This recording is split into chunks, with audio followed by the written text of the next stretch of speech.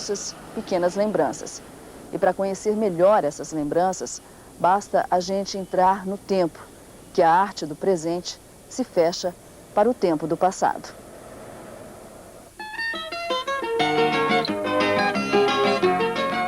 A nossa viagem pelo passado começa na década de 20. Esse prédio aí foi a primeira indústria instalada em São José dos Campos, a fábrica de louças Santo Eugênio, da família Bonadio. O fundador foi o ceramista italiano Eugênio Bonadio. Ele chegou ao Brasil no começo do século. Primeiro, fundou uma cerâmica na cidade de Pedreira, interior de São Paulo. Mas em 1918, Eugênio Bonadio recebeu um convite da prefeitura de Pindamonhangaba para instalar uma cerâmica na cidade. Só que quando passava por São José dos Campos, ele recebeu outra proposta do prefeito Coronel João Cursino, e ele acabou aceitando. A cerâmica Santo Eugênio foi instalada no terreno oferecido pelo prefeito com isenção de impostos por 30 anos. Eugênio Bonadio morreu 3 meses antes da fábrica funcionar. Mas a mulher dele, Ana Bonadio, não deixou o sonho do ceramista morrer.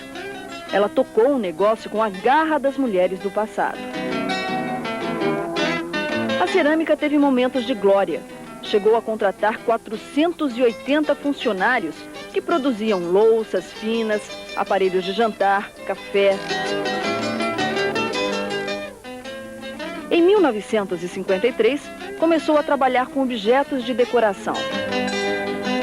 Na década de 70, a fábrica fechou. O último presidente foi o senhor Mário Bonadio. Hoje, com 80 anos, ele ainda guarda em casa um pedaço da história da fábrica, de grande parte de sua vida.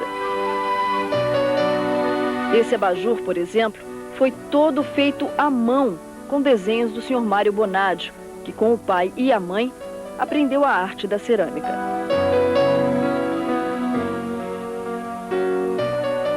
A perfeição desses desenhos tem história em cada traço. Antigamente, a maioria dos trabalhos era feita em porcelana baixa, isto é, a partir do momento que o artista fizesse um traço, uma pintura na porcelana, não tinha mais como corrigir. O material absorvia a tinta. A perfeição do passado pode ser vista no presente. Mas para a gente conhecer bem de perto essa história, nada melhor do que ouvir histórias de quem passou pela arte. São José dos Campos, ninguém queria saber de São José dos Campos. Quando o trem passava na estação, aqui em cima, aqui ao lado, eles fechavam a janela, botavam um lenço no nariz de medo da tuberculose. Então foi a fábrica de louça Santo Eugênio que mudou a história de São José dos Campos? Aqui, eu acho, a primeira indústria e o grande benefício que a fábrica trouxe foi dar trabalho à mão de obra, não é, das pessoas em condições de trabalhar, né, de saúde, condições de trabalhar. Durante quantos anos a fábrica funcionou? 52 anos. A mãe ia para 6h30, 7 horas da manhã, estava na fábrica, voltava da fábrica, além do almoço, voltava à noite. Minhas irmãs eram 4 que trabalhavam na seção de pintura e formaram a mão de obra de pintura, porque elas ensinavam para as moças daqui a pintura. Está entendendo?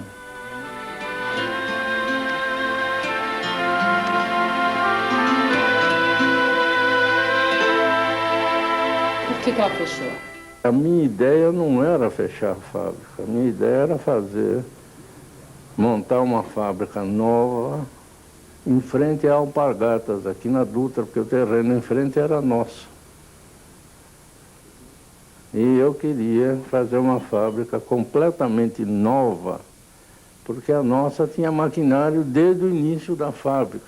Quer dizer, maquinário com meio século trabalhando dia e noite. Mas, por divergência na família, que quando mamãe e papai morreram, nós éramos 8. sócia. Depois começa a entrar filho, começa a entrar genro, começa a... E acabou com 17 sócios. Então, se vendesse tudo, cada um pegasse a sua parte, era muito mais negócio do que esperar um pequeno lucro no fim do ano. Pessoalmente, o senhor achou triste fechar a fábrica? Ah, sei, porque aquilo eu herdei do meu pai. Eu abandonei a engenharia em São Paulo, vim para cá para defender o meu nome. Mas a arte trazida para São José dos Campos pelo senhor Eugênio Bonadio não morreu, não ficou fechada na fábrica na década de 70. Essa mesma arte ainda continua bem viva, aqui, atrás dessa porta, dentro desse pequeno ateliê. É daqui que hoje saem pequenos traços do passado, colocados em obras feitas pela filha do senhor Mário Bonadio, Suzana Bonadio. Suzana passa 8, 10, 12 horas no ateliê, sempre acompanhada das fiéis ajudantes e da observadora Honey, uma poodle de 10 anos. Cada traço, cada trabalho que Suzana faz, retrata um pouco do passado, um pouco da história que ela não viveu, mas conhece desde cedo, uma história contada pelos pais. O sangue da família é de artista, o traço de Suzana é de quem quer continuar a arte que um dia o senhor Eugênio Bonadio começou.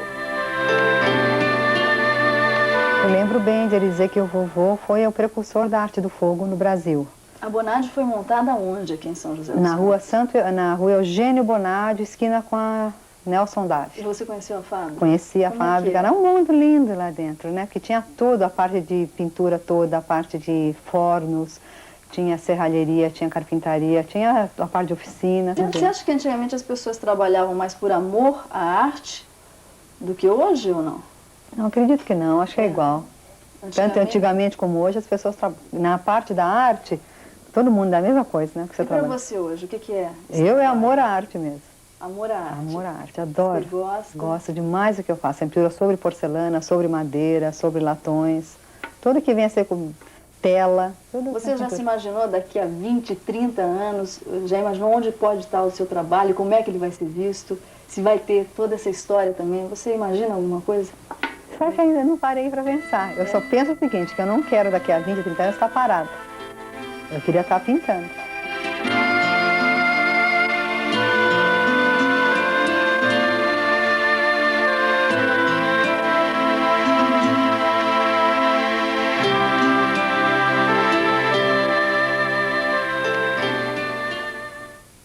A nossa viagem pelo tempo ainda não terminou. Daqui a pouco a gente fica conhecendo um pouco mais sobre a história da cerâmica na região e a retomada da produção artesanal. Tudo isso no próximo bloco.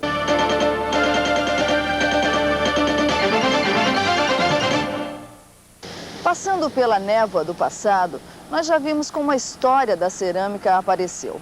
Mas agora nós vamos abrir um outro espaço nesse mesmo túnel do tempo que, com o passar dos anos, transformou ainda mais a vida da região.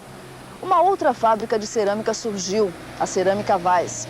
Uma história que não se perdeu no tempo.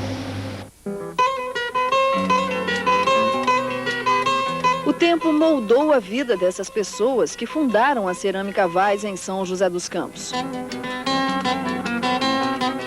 A história dessa fábrica saiu das páginas da Cerâmica Santo Eugênio. As filhas de Eugênio e Ana Bonadio se casaram com Roberto e Mário Alfredo Vaz, que também eram irmãos. Foi aí que, em 1938, eles começaram a construção da Cerâmica Vaz. Em 1º de junho de 1941, a fábrica começou a funcionar. A primeira sede ficava na Avenida Doutor João Guilhermino, mas em 1950 a fábrica foi transferida para a Avenida Rui Barbosa, onde está até hoje. Uma das primeiras acionistas da Cerâmica Vaz foi Dona Inês Vaz. Essa italiana, quando imigrou para o Brasil, trouxe no sangue da família a arte, o amor pela cerâmica. Hoje Hoje as mãos de Dona Ines não são as mesmas que traçaram belos desenhos na cerâmica no passado. Mas aos 91 anos, a ceramista Ines Weiss ainda se preocupa com cada detalhe, cada traço da arte. É difícil de acreditar que o tempo passou para essa mulher. Eu tinha na cerâmica, fazia dos tigelinhos, emendava. Em casa eu tinha um lambri na parede, então eu ia enfeitando. Uma vez um freguês perguntou de que fábrica que vinha, de onde que eu tinha comprado. E meu marido deu risada, diz, é ela que fez. 30 contos ele encomendou daquela peça. Naquele tempo, 30 contos era milhões, né? E encomendou para a senhora fazer? Na fábrica, pronto, foi assim que saiu a cerâmica. E o que é a cerâmica para a senhora? É uma arte, é um amor à vida? A cerâmica pode ser que seja feita de barro também. A senhora também? Nasci na cerâmica, cresci na cerâmica, vi a cerâmica florescer, e tudo isso para mim é vida. A cerâmica hoje faz parte da decoração só da sua vida? É, faz parte da minha vida. Eu não fiz outra coisa a não ser cerâmica. Cerâmica e 2 filhos eu fiz. Não de cerâmica, né? Não, esse carne e osso. É. Mas ela faz parte da sua vida. Já fiz, Através dos olhos claros de Dona Ines, fica mais fácil enxergar o passado, até porque ele ainda está bem vivo na fábrica. Depois de 52 anos, o tempo não conseguiu ser substituído pela alta tecnologia, pelo menos aqui na fábrica. Em 1941, tambores como aquele transformavam argila em cerâmica. Hoje, o processo é o mesmo. A argila é colocada no tambor junto com outros materiais, como quartzo e dolomita. O tambor fica girando durante 24 horas e está pronta a cerâmica. O rosto sujo, as mãos que por horas e horas trabalham para encher os tambores de 1,5 tonelada e 3 toneladas, retratam bem como era feita a cerâmica. Hoje a fábrica produz 30 toneladas por mês. Depois que o produto é descarregado dos tambores, ele cai diretamente nessa calha e fica num tanque debaixo do chão. Uma mangueira leva a cerâmica ainda líquida para os setores onde vai receber forma. É aí que o passado ainda ensina o presente. Assim como o processo de transformar argila em cerâmica é o mesmo de 52 anos atrás, a maneira como as peças ganham formas também. E é isso que nós vamos conhecer agora, o responsável por todos os desenhos da cerâmica Weiss. Seu José Hilger trabalha há 50 anos na fábrica. Começou com 13 anos e até hoje é ele quem dá forma às milhares de peças que a cerâmica produz. São cerca de 6.000 por dia. Mas nessa aula o mestre é ele e não eu. Eu queria que o senhor explicasse pra gente como é que é feito o trabalho de molde, como é que é feito o molde, como o senhor faz esse trabalho. Existe uma peça de gesso, aí o senhor põe no torno, é isso? Não, aqui a gente põe o gesso no torno, né? Precisava começar com o gesso, mas a gente põe o gesso aqui, faz o desenho, depois vai, pela medida, vai fazendo. Vai fazendo a forma de acordo com o que o senhor modelo desenhou. de acordo com o que a gente desenhou. E esse trabalho o senhor leva quanto tempo? O senhor pode continuar, a gente não quer atrapalhar não. Leva quanto tempo, mais ou menos? Para desenhar, depende do desenho, né? É uma variação, às vezes meio-dia, às vezes um dia. Depende da peça. Para desenhar, né? Certo. Desenhar, e para dar forma? Depois para dar forma, leva mais um dia e meio. O senhor está com quantos anos hoje? Com 64, vou fazer 65. E a mão continua firme? Continua, graças a Deus.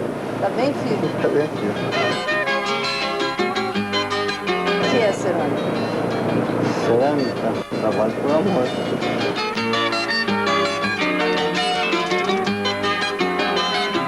Depois de passar pelas mãos do mestre João, os funcionários tiram vários moldes para as peças. São vasos, saleiros, objetos de decoração. Feitos os moldes, a cerâmica líquida é colocada em cada um deles. Fica 6 horas na estufa e depois vai para o setor de refinição, onde recebe os últimos retoques antes da pintura. É um trabalho artesanal. Uma arte de paciência, muita paciência. Quando as peças ficam prontas, elas são colocadas durante 36 horas nesse forno chamado biscoito, numa temperatura de 1.100 graus. É aqui que as peças ficam brancas e ganham a cor da cerâmica que a gente conhece. Mas o trabalho não para por aí. Os pincéis entram em cena. Cada traço do presente tem que ter um toque da arte do passado.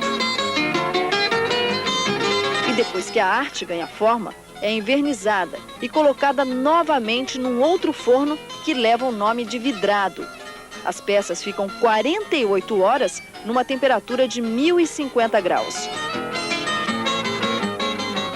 Bom, agora sim as peças estão prontas. E era dessa mesma forma que as peças de cerâmica eram feitas no passado. E como será que os descendentes desse tempo lembram de uma época que a gente não viveu de perto, mas que ainda hoje quer conhecer?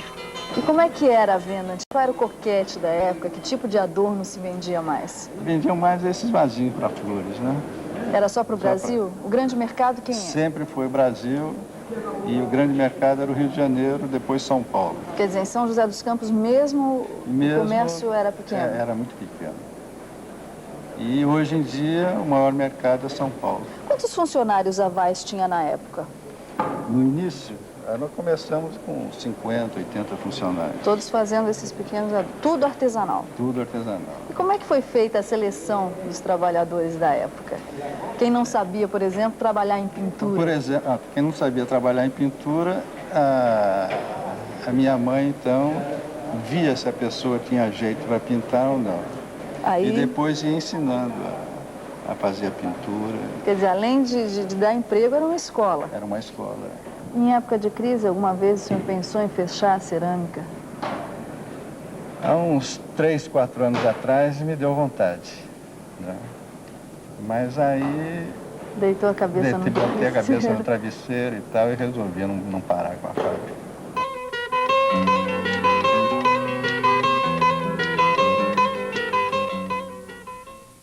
A lembrança, a memória, a saudade de uma outra fábrica de cerâmica da região, a retomada da história. Tudo isso você confere daqui a pouquinho, depois dos comerciais.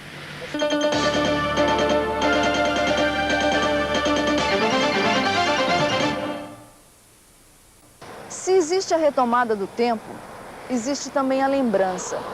Essa ficou encoberta por imagens, por sonhos vividos pela família Becker.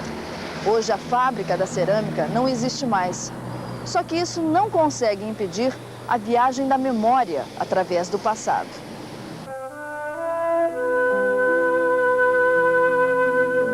A fábrica que produzia telhas artesanalmente na década de 20 ficava bem em frente às asas do progresso, da alta tecnologia da Embraer.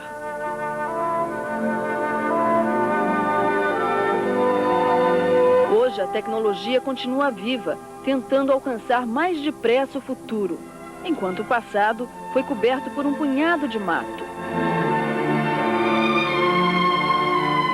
Da antiga fábrica de cerâmica da família Becker, resta apenas um casarão abandonado, uma chaminé e muita, mas muita lembrança na memória de quem viveu de perto toda essa história.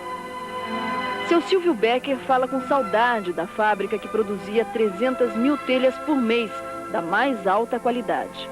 Seu Silvio, como é que era a cerâmica na época? Como é que ela surgiu? Ela surgiu, como eu falei, já disse para a senhora, e lá a família tinha ido para São Lourenço naquela ocasião, porque os 6 filhos estavam com tosse comprida. E o médico em Taubaté, ele disse que o melhor remédio seria a mudança de clima. E naquela ocasião, então, nós fomos até papai nos levou para São Lourenço. E eu sei que nós passamos lá 21 dias e papai tomou conhecimento de uma cerâmica francesa, tocada por franceses, e ele achou interessante.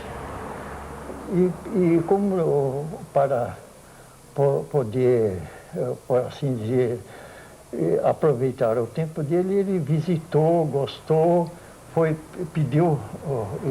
Quando ele recebe uma carta daqui de São José, do irmão dele, dessa chácara, onde foi posteriormente fundada a cerâmica, que iniciou a cerâmica. Isso foi em 1920. Quer dizer, a cerâmica... De 20 para 21. Na década de 20 e 21 foi fundada a cerâmica. De 20. Uhum. 20 foi o início. E como é que era o trabalho? Tinha energia elétrica, era feito tudo à mão? Não. Ali, primeiro, teve que fazer tijolos comuns. Então, forno pequeno, etc., para poder ter material para fazer os barracões, etc. Madeira, tinha a mata lá, era muito bonita, e tinha o campo chamado dos alemães, era plantado com acácias, de maneira que é uma madeira boa para a construção, para o curtume também de peles de animais que eles tinham plantado para esse fim, e servia como lenha. Então vocês aproveitavam esse material? Aí a gente comprava, que era quase de graça, para fazer os galpões lá na fábrica. E que tipo de tijolos e telhas a fábrica produzia? Sempre produziu a colonialzinha paulista, que chamava, e a telha marselhesa. E os tijolos? Francês. Tijolos comuns, tijolos furados. O senhor tem um pedaço dessa lembrança na sua casa, né? Essa parede é feita de tijolos. Aqui é de revestimento chamado lambri. E quando a fábrica fechou, seu Silvio, o senhor sentiu muito? Bom, nós estávamos preparados, por assim dizer, nos preparamos para isso, para poder fazer, a senhora sabe, não falir e poder pagar o direito de cada um. Porque nós tínhamos gente que trabalhou lá anos e anos e morava... Quer dizer, foi uma coisa programada? Foi programada. Em 15 de agosto de 1980? Isso, de 1980. Eu pensava em papai como ele gostaria de ter visto a solução de problemas que ele nunca tinha. Quer dizer, hoje pode dar saudade, mas não foi uma luta perdida? Não. De jeito nenhum? De jeito nenhum. Mas a retomada do passado não fica só na memória de seu Silvio. Hoje ela também está nos papéis, nos documentos antigos que estão sendo recuperados pela Fundação Cultural Cassiano Ricardo de São José dos Campos. Um trabalho que quer resgatar a história da cerâmica na cidade. Eu estou empolgada com essas fichas aqui, essas coisas antigas, né? Então eu acho que é um trabalho gratificante, gostoso de fazer. É importante para a gente analisar o início de São José, qual a contribuição que a fábrica deu, porque aquele tempo era mais uma estação climática, né? Então, o pessoal fugia de São José porque tinha medo da doença, tudo. Então, eu acho que foi muita garra. Então, para analisar isso, que eu achei importante, muita garra a fábrica vim pôr aqui num lugar que todo mundo temia, talvez, eu não sei, mas calcule que até o material deles o pessoal tinha medo por causa da tuberculose, né? Então, achei importante começar a analisar historicamente o que pensavam o povo, né? Naquela época, achei que contribuiu.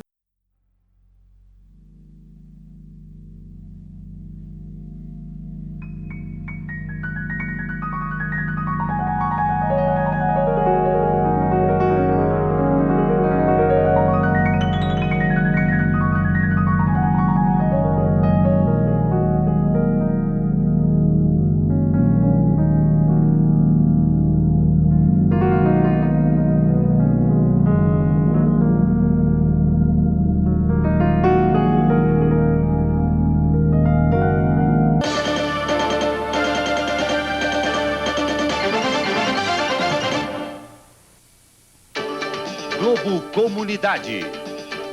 Oferecimento Mavel Veículos.